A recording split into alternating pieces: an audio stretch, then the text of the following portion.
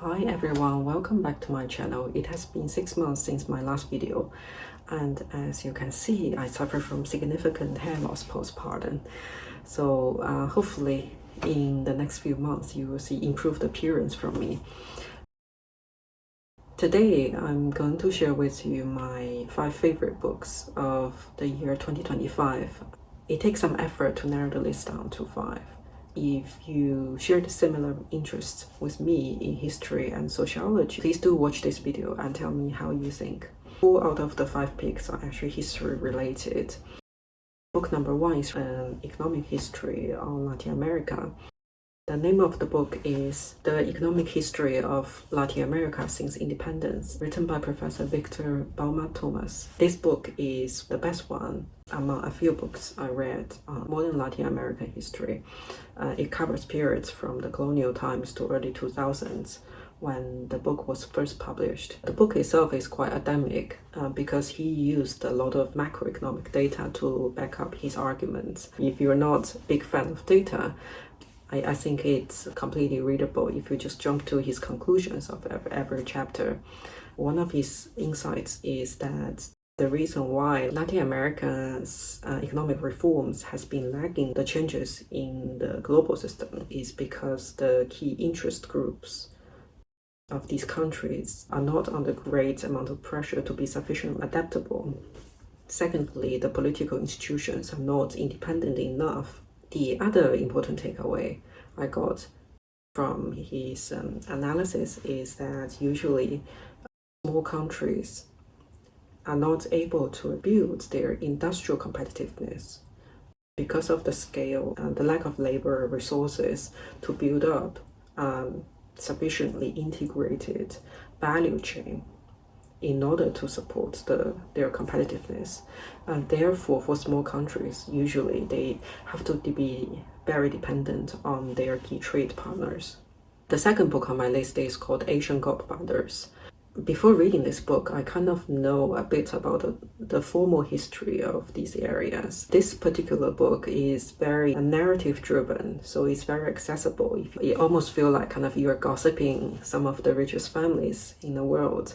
My biggest takeaway from this book is how these families, through political connections or their past experiences, manage to operate or own some of the most important monopolistic utilities in their respective country at very low cost.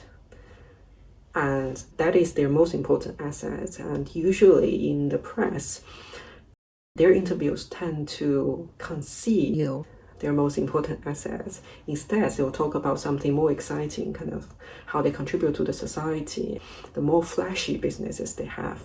It's very useful for me to understand where the sustainability of these families came from.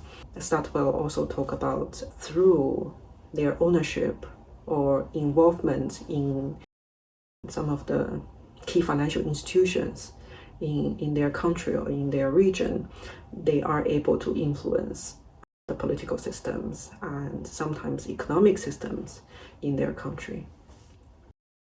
It's very interesting because a lot of these families have a Chinese root. It's fascinating when you combine this emphasis to the next book that I'm going to talk about that reveals, in fact, a lot of their identities are not Chinese, despite the narratives around they give their children some Chinese cultural exposure, but these families are truly international. The success of these families really came from their adaptability to different environments. So the third book that I'm going to recommend is called China Reconnect, written by Professor Wang Gengwu. Professor Wang Gengwu is a Chinese Singaporean historian. He's still alive and he receives interview on YouTube. I get to know about him after watching some of his interviews. He has a very global perspective on Chinese history, and this is what I like about him. This book is about how post-war China re-engaged with the global order. He explains why the Chinese and Western perspectives differ in a number of key issues and where that originates from the history. His main argument is that the current global order stem from the ideologies of Mediterranean civilization and the ancient Greek, Judaism, and Arabic world, whereas China and India are the two remaining Asian civilizations which continue to look back to their own history and their own culture without completely adopting this westernized ideology. As a Chinese reader, I found his observations on the Chinese cultural identity particularly enlightening, and also his analysis around why China takes certain disputes, for example, the South China Sea dispute, too lightly at the beginning of those international negotiations. Is because the Chinese has a different view on laws relative to the Western civilization. In the Western world, laws are the word of God, whereas in China, for thousands of years, laws have always been a tool of the ruling emperor. And it can be changed if the emperor wants to change it. And it can be adapted if the circumstances, the environment changes, which is very different to the Western version of what a law should be. This book actually covers a number of topics. So something that has taken my attention, slightly different from what I have read from the past, is why the modern China has ended up choosing the Soviet-style communism, and why, after the Cultural Revolution, Deng Xiaoping insisted a socialism of Chinese characteristics. It is really related to the hundreds of years of humiliation. If you have watched other videos on the Chinese history, it's normally considered as the period from 1840 to 1940. A lot of Singaporean politicians actually explain that really well, I think, to the Western audience. And if you're interested, please do find some of those videos to watch. Wang Gengwu adds to my understanding of the development of the Chinese society and what the Chinese cultural identity is still lacking today. I think his approach is both globally informed and historically grounded. So highly recommend if you're interested in this topic. The fourth book is written by a Japanese journalist called Shigeo Saitō. Unfortunately, I cannot find any English translation of this series of books. It's available both in Japanese and in Chinese. The key themes behind this series is that despite Japan's peak economic performance and growing wealth in the nation, there is intense pressure and competition in the society, which has led to unhappiness in students, professionals, and conflicts in families. The reason why I read that is because it's very easy to associate today's China to Japan at that time, and you see a lot of commonalities in social issues.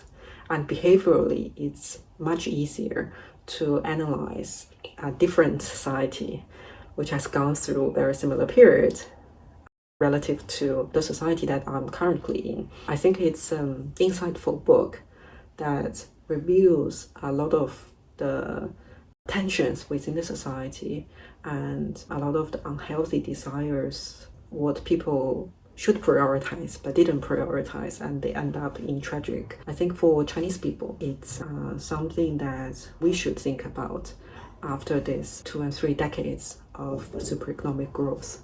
The final book that I want to recommend is not a history book. It's one of the more practical behavioral science book I have read this year. The name of the book is called Possessed: Why We Want More Than We Need, written by Professor Bruce Hood.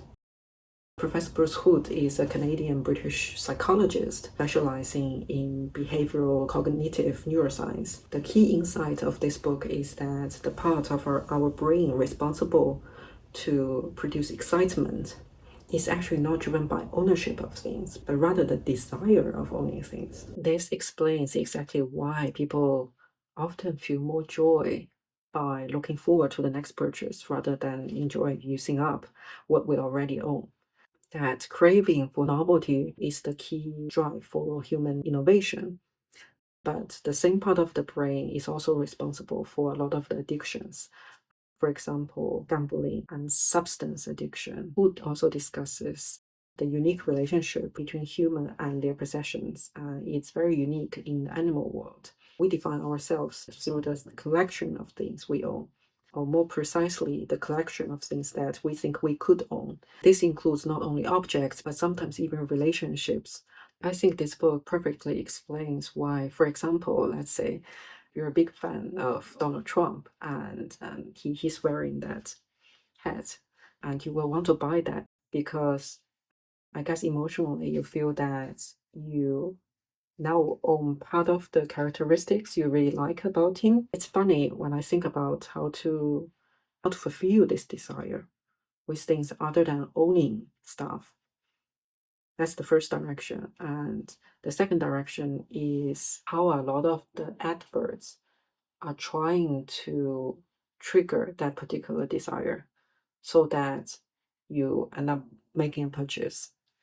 I think it's a very interesting topic that is worth exploring further. I hope you find something interesting in today's video. If you like the content, then please click the like button and leave a comment below. Before I end, I welcomed my second kid in June.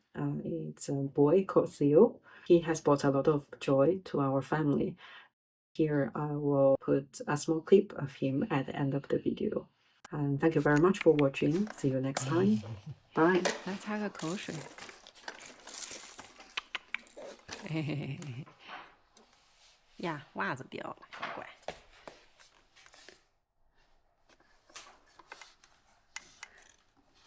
这外公说要给你搞新袜子，脚脚太大了 ，Kiwi， 嘿嘿嘿嘿嘿，脚脚太大了，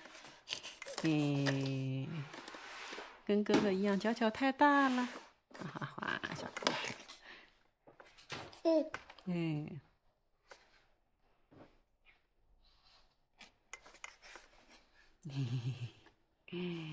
嘟嘟嘟嘟嘟嘟，哎呦，小脑袋咕嘟一下，摸一下，摸一下，摸一下，嘟，啊，要抱抱。